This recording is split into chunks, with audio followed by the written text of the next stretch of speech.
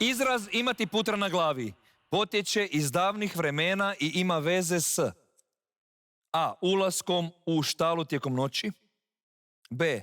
dolaskom na tržnicu tijekom jutra ili pod c.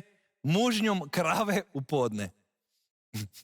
Znači, ti si nešto sudjelovao u nečemu što nije možda najčasnije. Da, dolaskom... A sad, zašto bi putra bilo u štali, a tijekom noći? Ja mislim da to. I meni isto ide na to. Meni Jutro je zvoni. tržnica, mislim da nema, Šta će mužne biti? krave u podne, krave... Ne, to ne paše mi sa time. Nije ništa ta putra kao na glavi, negativno, nešto, da. ima, Nema negativnu konotaciju. osim da si ljen možda malo. Da. Jer to se ujutro rješava. Da. I nešto mene na taj A.